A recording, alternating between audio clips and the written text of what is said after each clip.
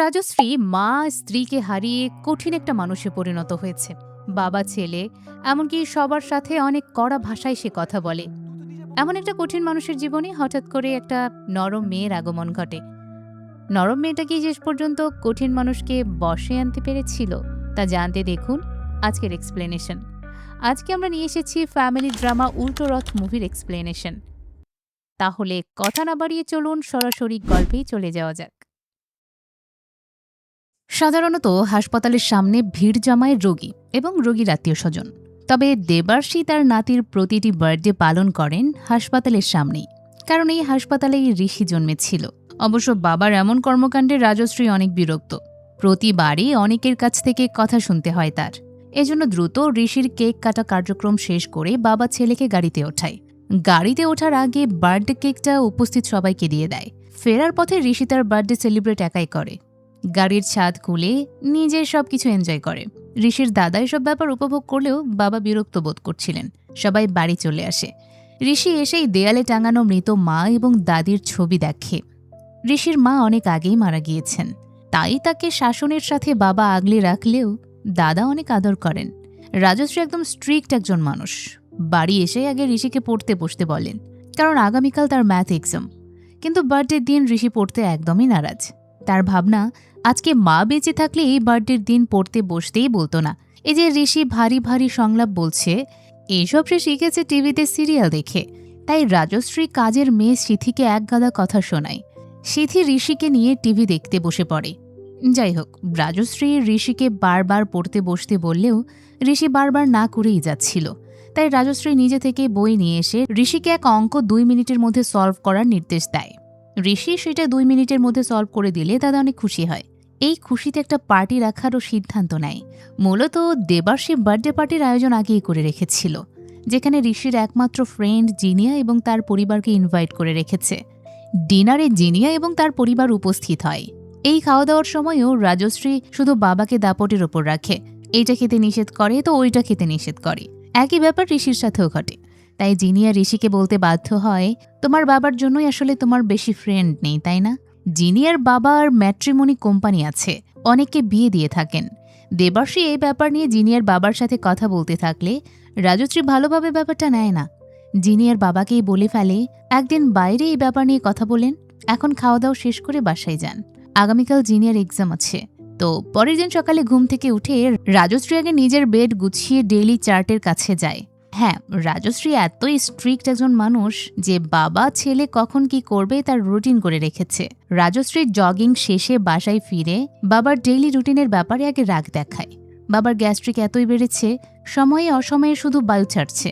এই প্রকৃতির সারাতেও রাজশ্রী বিরক্ত। এরপর আসে ছেলেকে ঘুম থেকে ওঠাতে। মুখে ফেস ক্রিম দেওয়ার জন্য রাজশ্রী ঋষির জন্য একটা ক্রিম নিয়ে এসেছিল, যেটা প্রতিদিন রাতে ঋষির দেওয়ার কথা। তবে ঋষি রাতে সেটা দেয়নি। তাই রাজশ্রী না দেওয়ার কারণ জানতে চাইলে ঋষি এক ইমোশনাল কথা বলে ফেলে, আমার মা নেই, কে আর ক্রিম দিয়ে দেবে? ঋষির এই কথা দেবার্ষীকে হার্ট করে। রাজশ্রী ছেলেকে নিয়ে বেরোলে বাড়ি আসে দেবার্ষীর সব বন্ধু। এই বন্ধুরা আসার পরপরই একজন মহিলা রিপ্রেজেন্টেটিভ আসে তার কোম্পানির ফিনাইল ক্যাম্পেইন করতে, কিন্তু দেবার্ষী তা নেয় না। মহিলার সাথে কোম্পানির মালিক প্রিয়াও ছিল। প্রিয়া তার এমপ্লয়িকে বোঝায় দ্রুত ইমপ্রেস করতে হবে। দেবার্ষী তার বন্ধুদের সাথে জম্পেশ আড্ডা দেওয়া শুরু করেন। বিকেলে রাজশ্রী ছেলের কাছে এসে এক্সাম কেমন হয়েছে তা জানতে চাইলে ঋষি একদম চুপচাপ থাকে। তাই আর কিছু না বলেই চলে যায়। রাজশ্রীর একমাত্র বন্ধু গুগল। কোনো কিছুর দরকারে গুগলকেই তিনি আস্ক করে থাকেন, কিন্তু তার কোম্পানির সেলস অগ্রগতি আর হচ্ছে না। এই নিয়ে আবার রাজশ্রী খুবই বিরক্ত। তাই তিনি তার এমপ্লয়ীদের তাদের পণ্য ক্যাম্পেইন করতে নতুন এক ইনফ্লুয়েন্সার খোঁজার নির্দেশ দেন। এরপরে ঋষির স্কুল থেকে ফোন আসে রাজশ্রীর কাছে, দ্রুত স্কুলে আসতে বলা হয়। রাজশ্রী স্কুলে এসে জানতে পারেন ঋষি ম্যাথ এক্সামের 60-এর মধ্যে 3 পেয়েছে। ঋষি কিন্তু এমনিতে খুব ভালো স্টুডেন্ট। হঠাৎ করে এক্সামে খারাপ হওয়ার ব্যাপারটা টিচারও বুঝতে পারে না। টিচাররা ঋষিকে এই ব্যাপার নিয়ে জিজ্ঞেস করলে ঋষিও কোনো উত্তর দেয় না। তাই টিচারদের মনে হয় বাবা ছেলের মাঝে মিসকমিউনিকেশন হয়েছে। তাই রাজশ্রীকে এই ব্যাপারটা দেখতে বলে। এমন সময় ঋষির ক্লাসমেটরা বাইরে থেকে ঋষিকে কিছু একটা বলতে নিষেধ করে। এতে ধারণা করা যায় ঋষির সাথে স্কুলে কিছু একটা ঘটেছে, যার কারণে তার এক্সামটা খারাপ হয়েছে। রাজশ্রী টিচারের কথাগুলোতে রেগে গিয়ে ঋষিকে নিয়ে সোজা বাড়ি চলে আসে। এমন সময় দেবর্ষী তার বন্ধুদের সাথে আড্ডায় মেতেছিলেন, যা দেখে রাজশ্রীর রাগ আরও বেড়ে যায়। ঋষিসহ বাবার উপরও রাগ ঝাড়া শুরু করেন। আজ থেকে ঋষি কোনো মোবাইল ফোন হাতে নিতে পারবে না, এই বাড়িতে টিভি দেখা বন্ধ, ঋষি ঘরের বাইরেও যেতে পারবে না। এরকম শাসানোর সময় কলিং বেলের আওয়াজ আসে। রাজশ্রী দরজা খুলতেই প্রিয়া এবার তার কোম্পানির ফিনাইল বিক্রির তাবিজ বলা শুরু করে। দেবার্ষী এখানে বলে বসে, এই মুহূর্তে আমারই ফিনাইল লাগবে। রাজশ্রী কোনো কিছু না ভেবে একটা ফিনাইল নিয়ে নেয়। রাজশ্রী ভেবেছিল হয়তো কোম্পানির পণ্য বিক্রি করতে এসেছে কোনো রিপ্রেজেন্টেটিভ, কিন্তু প্রিয়া উল্টো ব্যাপারটাই জানায় এটা তারই কোম্পানি। এভাবে প্রিয়ার এক ঝটকায় ফিনাইল বিক্রি করা দেখে তার সাথে এমপ্লয়িটা অবাক হয়। প্রিয়া তখন বাড়ির ফলকে এই বাড়ির সবার নামটা দেখতে পায়। রাতের বেলা জিনিয়া ফোন করে ঋষিকে। স্কুলে কিছু একটা যে হয়েছে সেটা ঋষির বাবাকে খুলে বলতে বলে। এমন সময় বাবা রুমে আসলে ঋষি ফোনটা কোনো মতে লুকিয়ে বইটা হাতে নেয়। ছেলেকে কোনো শাসাতে না পেরে রাজশ্রী বাবার রুমে এসে ফোন কেড়ে নিয়ে আগে বাবার চোখে ড্রপ দেওয়ায়। বাবা তখন আগামীকালকের একটা প্ল্যান উপস্থাপন করেন। আগামীকালকে তিনি উল্টো রথে যাবেন বন্ধুদের সাথে দেখা করতে। এতেও রাজশ্রী কথা শোনায়, ঘরে তো আড্ডা চলেই, এখন দেখি বাইরেও আড্ডা দিতে বের হতে হয়। তারপরও বাবাকে বাইরে যাওয়ার পারমিশন দেয় রাজশ্রী। অন্যদিকে প্রিয়া রাজশ্রীকে নিয়ে গুগল সার্চ করে জানতে পারে রাজশ্রী একজন বড় বিজনেসম্যান। একই সময় কৌতূহলবশত রাজশ্রীও প্রিয়ার ফিনাইল কোম্পানি নিয়ে গুগল করে প্রিয়ার অনলাইন অ্যাক্টিভিটিস দেখে। পরের দিন সকালে উল্টো রথে আসেন দেবার্ষী। উল্টো রথ হচ্ছে একটা ওল্ড এজ হোম। সেখানে এসে দেবার্ষী দেখা পেয়ে যান কলেজ লাইফের প্রিয় মানুষ মাধবীলতার সাথে। দীর্ঘদিন পর দুজন দুজনের দেখা পেয়ে অনেক খুশি হয়। মাধবীলতার হাজব্যান্ড মারা গিয়েছে, ছেলে মেয়ে দেশের বাইরে থাকে, তাই মাধবীলতা এখানেই থাকে। দেবার্ষীও তার বর্তমান খোঁজ খবরটা দেয়। ওয়াইফ মারা গিয়েছে অনেক আগে, বৌমাও নাতিকে জন্ম দিতে গিয়ে মারা গিয়েছে, তাই ছেলে এবং নাতিকে নিয়ে বাড়িতে একাই থাকে। ওদিকে প্রিয়ার ফিনাইল কোম্পানি ভালো চলছে, কিন্তু একটা পোশাক দরকার, তাই প্রিয়া ঠিক করে রাজশ্রীর হেল্প নেবে। উল্টো রথ থেকে বাড়ি ফিরে দেবার্ষীর ঋষি এবং সিথিকে মাধবীলতার ব্যাপারটা জানায়। মাধবীলতার সাথে যে কলেজে প্রেম ছিল তা উল্লেখ করে। এটা দুজন বিশ্বাস না করলেও দেবার্ষী তাদের পুরনো ছবি দেখায়, যা দেখে অবাক হয় ঋষি। দেবার্ষী ঠিক করে এখন থেকে ওল্ড এজ হোমে মাধবীলতার সাথেই থাকবে, কিন্তু রাজশ্রী তা জীবনেও মেনে নেবে না। তাই ঋষি এক পরামর্শ দেয়। পরামর্শটা হচ্ছে তার বাবার দজ্জাল টাইপের কোনো মহিলার সাথে বিয়ে দেওয়া, যে বিয়ের পর এই বাড়িতে দেবার্ষীকে থাকতে দেবে না। প্ল্যান সাকসেসফুল করতে নেমে পড়ে সবাই। জিনিয়ার বাবা দেবার্ষী মশাইকে ছেলের জন্য অনেক পাত্রী দেখায়, কিন্তু সবাই হবু শ্বশুরকে বাড়ি থেকে বের করে দিতে রাজি হয় না। এতে পাত্রী আর পছন্দ হয়ে ওঠে না। ঠিক তখনই জিনিয়ার মা দেবার্ষীকে সাহস দেয়, আপনি হচ্ছেন একজন অ্যাডাল্ট মানুষ, এসবের দরকার কি? আপনার কথা আপনি নিজে বলবেন। ওদিকে রাজশ্রীর অফিসে হুট করে চলে আসে প্রিয়া। প্রিয়ার সাথে প্রথম সাক্ষাতেই রাজশ্রীর মনে হয়েছে তার কোম্পানির জন্য ব্র্যান্ডিং দরকার, সে সাথে অনেক কিছুরও পরিবর্তন করতে হবে। কেননা প্রিয়া তার নিজের অ্যাকাউন্টে টাকা নিয়েছে, কোম্পানির কোনো ওয়েবসাইট নেই। এসব শুনে প্রিয়া যেন খুশিই হয়। রাজশ্রীর মতো এত বড় মানুষ কিনা তার কোম্পানি নিয়ে সার্চ করেছে। প্রিয়াও তাই জানায়, আমি আমার কোম্পানি একটু উপরের দিকে নিয়ে যাওয়ার জন্যই আপনার কাছে এসেছি। রাজশ্রী তার রিসার্চ টিম নিয়ে প্রিয়ার অফিসে যেতে চায়। প্রিয়া তখন তার ভিজিটিং কার্ডটি বের করে দিলে রাজশ্রীর এই কার্ডটাও পছন্দ হয় না, কার্ডটাও পরিবর্তন করতে হবে বলে জানায়। ঠিক তখনই বাবার অফিসে এসে হাজির হয় ঋষি। এসেই বাবাকে কড়া গলায় স্পষ্ট করে, দাদা বলেছে কোনো মা মরা ছেলের দায়িত্ব তিনি আর নিতে পারবেন না। হঠাৎ করে প্রিয়ার সামনে ঋষি এভাবে কথা বললে রাজশ্রী অকওয়ার্ড ফিল করে। ঋষি আবার সেখানে প্রিয়াকে দেখে জিজ্ঞেস করে, আপনি কি এখানেও ফিনাইল বিক্রি করতে এসেছেন নাকি? প্রিয়ার ঋষির কথাগুলো শুনতে ভালোই লাগে। রাজশ্রী বাইরে এসে বাবাকে জিজ্ঞেস করে, তুমি এখন কোথায়? বাবা কড়া জবাব দেয়, আমি যেখানে থাকি না কেন, তোমাকে কেন বলবো? আমি আর তোমার ছেলের দায়িত্ব নিতে পারবো না। দেবার্ষী আসলে আসে মাধবীলতার কাছে, কিন্তু মাধবীলতার ওল্ড এজ হোম বান্ধবী সরোজ দেবার্ষীর গলার কাটার মতো লাগে। সরোজের জন্য মাধবীলতার সাথে ঠিকমতো কথাই সে বলতে পারছিল না। মাধবীলতা সেখানে একটা গুরুত্বপূর্ণ কথা বলে, সবাই আসলে কষ্ট নিয়ে ওল্ড এজ হোমে আসে না, কেউ কেউ এই বয়সে কথা বলার সঙ্গী খুঁজতে আসে, যেমনটা দেবার্ষী। এদিকে প্রিয়ার সাথে ঋষির অল্পতেই বন্ধুত্ব ঘটে। ঋষি প্রিয়ার ফোন থেকে সিথিকে ফোন করে তার বর্তমান অবস্থানের কথা জানায়। এতে প্রিয়া বুঝতে পারে ঋষি যা করছে তা আসলে বাবার সাথে দুষ্টামি। এই অল্পতে প্রিয়াও বুঝতে পেরেছে রাজশ্রী আসলে একরোখা মানুষ। প্রিয়া ঋষিকে নিয়ে আইসক্রিম খাওয়াতে একটা রেস্টুরেন্টে আসে। সেখানেও অফিসে ছেলের দেখা না পেয়ে চলে আসে রাজশ্রী। সেখানে এসেই ছেলেকে আইসক্রিম খাওয়া দেখে বকাঝকা করে।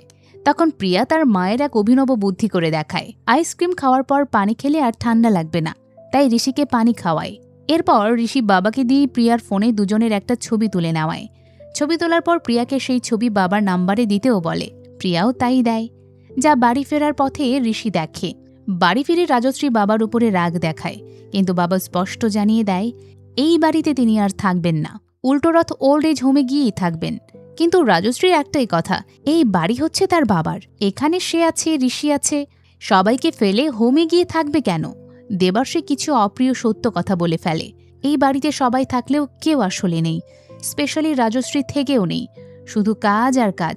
পরের দিন রাজশ্রী প্রিয়ার অফিসে আসে, কিন্তু জায়গাটা রাজশ্রীর মোটেও পছন্দ হয় না। রাজশ্রী প্রিয়ার কোম্পানি ডেভেলপমেন্ট থেকে শুরু করে ব্র্যান্ড করে দেওয়ার এস্টিমেট দেয় ৩ লাখ টাকা, যেখানে তার রেমুনারেশন বাদে ছিল। এত টাকা প্রিয়ার পক্ষে দেওয়া সম্ভব ছিল না, তাই রাজশ্রী চলে যেতে চাইলে প্রিয়া রাজশ্রীকে নিয়ে ফুটপাতের একটা দোকানে চা এবং বাটার বিস্কুট খেতে আসে। কিন্তু রাজশ্রী মুখের উপরেই বলে দেয় এসব অস্বাস্থ্যকর। তাই প্রিয়া এবার সরাসরি রাজশ্রীকে বলা শুরু করে, আপনি আসলে একজন এমন একরোখা মানুষ, আপনি এমন মানুষ কেন বলুন তো? সবসময় নিজের ইগো না দেখালে হয় না? আপনি চা খাবেন না ঠিক আছে, অন্যকে তো খেতে দিবেন। রাজশ্রী তার বদলে যাওয়ার ছোট্ট একটা কারণ উল্লেখ করে। ঋষি জন্ম নেওয়ার সময় রাজশ্রী হারিয়েছিল তার প্রিয় মানুষকে, তখন থেকেই সে এরকম বদলে গিয়েছে। আসলে কাছের কিছু হারিয়ে গেলে মানুষ বড্ড কঠিন হয়ে পড়ে, যা আমরা রাজশ্রীকে দেখে উপলব্ধি করতে পারি। যাই হোক, রাজশ্রী এক প্রকার রাগ দেখিয়ে বাড়ি চলে আসে। রাজশ্রীর বাড়ি আসার শব্দে দেবার্ষী রশিতে ঝোলার অভিনয় করেন এবং এই অভিনয় দিয়ে ওল্ড এজ হোমে থাকার বন্দোবস্ত করে ফেলেন। কিন্তু রাজশ্রীর এখন একটাই চিন্তা, বাবা ঠিকমতো মেডিসিন সহ অন্য সবকিছুর খেয়াল কে নেবে। আদৌ এসব রাজশ্রীর দেখার কোনো সময় ছিল না, তাই দেবার্ষী জানায় সেখানে দেখাশোনা করার জন্য অনেকেই আছে। এদিকে রাতের বেলা প্রিয়া একাই ওয়েবসাইট বানানোর চেষ্টা করে, তবে পারে না। তাই ঠিক করে আগামীকাল আবারও রাজশ্রীর কাছে যাবে। পরের দিন ব্যাগ আর কাপড় ভর্তি সুটকেস লাগাতে পারছিল না সিথি। এমন সময় কলিং বেলের আওয়াজ আসে। ঋষি খুলে দিতে যায়। প্রিয়া বাড়িতে আসে। এভাবে হঠাৎ করেই প্রিয়াকে দেখে রাজশ্রী অবাক হয়। ঋষি প্রিয়াকে ডেকেছিল, আবার প্রিয়ারও কাজ ছিল, কিন্তু প্রিয়াকেই শেষমেশ সুটকেস এবং কাপড় গুছিয়ে দিতে হয়। কাপড় গোছানোর পর বাবার সাথে প্রিয়াকেও বাইরে নিয়ে যেতে চাইলে ঋষি আবদার করে বসে যে প্রিয়াকে এই বাড়িটা সে ঘুরে দেখাবে। তাই রাজশ্রী একাই বাবাকে নিয়ে বের হয়। ঋষি প্রিয়াকে পুরো বাড়ি ঘুরে দেখায়। দাদার চলে যাওয়াটা নিয়ে ঋষির শুরুতে আনন্দ লাগলেও এখন মন খারাপ হয়। সে ভাবে বাবার জন্যই আজ দাদা চলে গিয়েছে। কিন্তু প্রিয়া রাজশ্রীর এই কঠিন হওয়ার ব্যাপারটা সহজভাবে বিশ্লেষণ করে। বাবার আসলে এমন জটিলই হয়, এমনটা প্রিয়া তার বাবাকে কাছ থেকে দেখেছে। বাবারা বাইরের দিকটা সামলানোতে এমন প্রেশার নেয় যে অনেক সময় নিজেকে নিয়েই ভাবতে পারে না। এভাবে ধীরে ধীরে একসময় কঠিন থেকে আরও কঠিন হয়। ওদিকে বাবাকে ওল্ড এজে রেখে ফেরার সময় রাজশ্রীর মন খারাপ লাগছিল, কিন্তু সেই সময় এক জরুরি কল আসলে ঠিকমতো বাবাকে বিদায়ও জানাতে পারে না। বাবাও শুধু চিরকাল ছেলেকে এমন ব্যস্ততার মধ্যেই দেখে। রাতে রাজশ্রী প্রিয়াকে নিয়ে আসে সেই হাসপাতালের সামনে। হাসপাতালের সামনে প্রিয়াকে নিয়ে সেই শুরু করেন স্মৃতিচারণ। এই হাসপাতালে প্রথমে মারা গিয়েছিল মা, তারপর ঋষিকে জন্ম দেওয়ার সময় স্ত্রীও মারা যায়। তাই রাজশ্রীর এই হাসপাতালটা নিয়ে অনেক দুঃখের স্মৃতি আছে।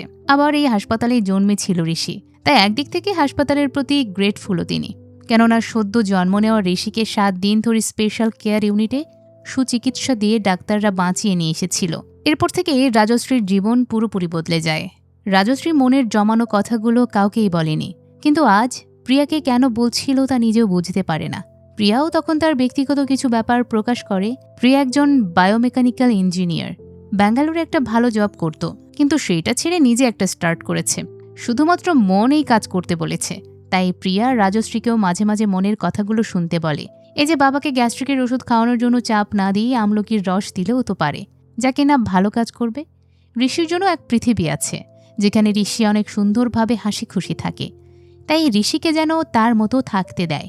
ঋষির প্রসঙ্গ আসতেই রাজশ্রী ঋষি এবং প্রিয়ার মাঝে যে বন্ডিংটা হয়েছে সেটা আসলে কিভাবে তা জানতে চায়। প্রিয়া জানায় এমনি এমনি হয়ে গেছে। মোট কথা, বন্ধুত্বের হাত বাড়িয়ে দেওয়াতেই ঋষির সাথে ভালো আন্ডারস্ট্যান্ডিং গড়ে উঠেছে। আর প্রিয়া সেজন্যই রাজশ্রীকে এসব সিরিয়াসনেস বাদ দিয়ে একটু সবার সাথে কুল থাকার পরামর্শ দেয়, কারণ রাজশ্রী সব ব্যাপারেই সিরিয়াস। রাজশ্রীও তখন তার ব্যাপারটা জানায়। আসলে তার কোনো বন্ধু নেই, তাই এত সিরিয়াস হয়ে উঠেছে। আসলে এখানে ইনডিরেক্টলি প্রিয়াকেই বন্ধু হওয়ার জন্য অফার করে। প্রিয়া চলে যাওয়ার আগে ঋষির একটা গোপন ব্যাপার শেয়ার করে। ঋষি স্কুলে সিনিয়রদের থেকে র্যাগিংয়ের শিকার হচ্ছে। ম্যাথ এক্সামের আগেও কিছু একটা হয়েছিল। এই সব কিছু ঋষি তাকে শেয়ার করেছে। রাজশ্রীও তখন বুঝতে পারে ঋষির ম্যাথ এক্সাম কেন এত খারাপ হলো। রাতের বেলা খাবার টেবিলে ঋষি দাদার সাথে ভিডিও কলে কথা বলে। সেখানে ঋষি দাদাকে মিস করার কথা জানায়। রাজশ্রীও বাবাকে মিস করছিল, কিন্তু তা প্রকাশ করতে পারে না। তাই ঋষিকে ঘুম পাড়ানোর আগে রাজশ্রী ঋষির রুমে আসলে ঋষি বাবাকে জিজ্ঞেস করে, তুমি কেন দাদাকে মিস করার কথা জানালে না? আমি কিন্তু জানি তুমি অনেক মিস করো। রাজশ্রী সরাসরি কি বলবে বুঝতে পারছিল না, তাই জানায়, আমিও মনে মনে মিস করি। পরের দিন রাজশ্রী ঋষির প্রিন্সিপালের কাছে আসে। প্রিন্সিপাল ডাকে যারা র্যাগিং করেছিল ঋষিকে তাদেরকে। প্রিন্সিপাল তাদেরকে পুরো ব্যাপারটা খুলে বলতে বলে, তবে তারা সেটা প্রকাশ করতে চায় না। এমন সময় জিনিয়া প্রিন্সিপালের রুমে এসে পুরো ব্যাপার প্রকাশ করে। ঋষিকে প্রায় সময় র্যাগিং করা হয় মায়ের ব্যাপারটা নিয়ে এসে। ঋষির যে মা নেই, এইটাই র্যাগিংয়ের মূল বিষয়। ম্যাথ এক্সামের দিন ঋষিকে বাথরুমে করা হয়েছিল র্যাগিং। প্রিন্সিপাল এবার ঋষির থেকে পুরো ব্যাপারটা শোনে। ঋষিকে বাথরুমে পোশাক খুলে উলঙ্গ অবস্থায় ছবি তুলে তা সবার মাঝে ছড়িয়ে দিতে চেয়েছে। এসব কিছু শুনে প্রিন্সিপাল একদম অবাক হয়ে যায়। যেখানে স্কুলে মোবাইল নিয়ে আসায় নিষেধ, সেখানে এসব কিছু হয়। প্রিন্সিপাল মোবাইল বের করে নিয়ে টিসি দিতে চাইলে রাজশ্রী নিষেধ করে। টিসি দেওয়ার বদলে মাফ করে দেয়, এমনকি ঋষিকে দিয়ে হাত মিলিয়ে নেওয়ায়। বাবার এমন রূপ দেখে ঋষি একদম অবাক হয়। বাবা তাকে আরও অবাক করে দিয়ে তাকে আইসক্রিম খাওয়ার অফার করে। ঋষি বিশ্বাসই করতে পারছিল না বাবার এমন পরিবর্তন হয়েছে। একটা আইসক্রিমের দোকানে গিয়ে দুজন নেমে পড়ে। রাজশ্রী প্রিয়াকে ফোন করতেই যাবে, এমন সময় উল্টো রথ থেকে একটা কল আসে। জানানো হয় দেবাশ্রী হসপিটালে ভর্তি। রাজশ্রী ঋষি ছুটে আসে হসপিটালে। সে হাসপাতালে ঢুকতেই মনে পড়ে যায় মা এবং স্ত্রীর দিনগুলো। এতে রাজশ্রীর কষ্ট আরও বেড়ে যায়। ভেতরে এসে দেখতে পায় উল্টো রথের সবাই এসেছে। রাজশ্রী মাধবীলতার থেকে জানতে চায় আসলে কি হয়েছে। মাধবীলতা পুরো ব্যাপারটাই খুলে বলে দেবাশ্রী এবং মাধবীলতার কলেজ প্রেমটা সফল হয়নি, তাই এখন দেবাশ্রী তাকে আংটিটা দিয়ে পুরনো প্রেমকে পূর্ণতা দিতে চায়। কিন্তু মাধবীলতা স্পষ্ট জানিয়ে দেয় এখানে কয়েকদিনের জন্য সে এসেছে, ছেলে বাইরে থাকে, সেখানে বাড়ি করলেই চলে যাবে। সে সাথে দেবাশ্রীকেও অনেক কথা শোনায়। কলেজ প্রেমটা দেবাশ্রীর জন্যই সফল হয়নি, চাকরি ছিল না বলে দেবাশ্রী চলে গিয়েছিল। সেই দেবাশ্রীকে না ছেলে নাতিকে ফেলে প্রেমের পূর্ণতা খুঁজতে এসেছে। মাধবীলতার কাছে এখন দেবাশ্রী একজন স্বার্থপর ছাড়া কিছুই নয়। এসব কথাগুলোই দেবাশ্রীকে অনেক হার্ট করেছে, আর এতেই সে হার্ট অ্যাটাক করে। বাবার এই খবর শুনেই রাজশ্রী আফসোস করলে ঋষি বাবার হাত ধরে বাবাকে সান্ত্বনা দেয়। এরপর রাজশ্রী ডাক্তারের কাছে বাবার বর্তমান অবস্থা জানতে চাইলে ডাক্তার সুবিধাজনক খবর দিতে পারে না। দেবাশ্রীর কন্ডিশন আসলে ক্রিটিক্যাল, হার্টে 4টা ব্লক। দুজন দেবাশ্রীকে দেখতে ভেতরে যায়। সেখানে বাবার এমন ক্রিটিক্যাল কন্ডিশন দেখে রাজশ্রী খুবই আফসোস করে। বাবা আজকে উল্টো রথে না গেলে এই দিনটা দেখতেই হতো না। রাজশ্রী যেতে বাধাও দিয়েছিল। তখন অসুস্থ অবস্থায় দেবাশ্রী শুধু বাড়ি যেতে চায়। রাজশ্রী খুশি মনেই বাবাকে আশ্বস্ত করে। ঋষি ফোন করে প্রিয়াকে, কিন্তু প্রিয়া উড়িষ্যায় ক্লায়েন্টের সাথে মিটিংয়ে ব্যস্ত থাকায় ফোন ধরতে পারে না। রাজশ্রীর বাবার অসুস্থতায় কাজে মনোযোগ দিতে পারে না। এর মধ্যেই বাবা সুস্থ হলে আনুষ্ঠানিকভাবে বাড়িতে নিয়ে আসা হয়। দেবাশ্রীর ফিরে আসতেই সবাই অনেক খুশি হয়।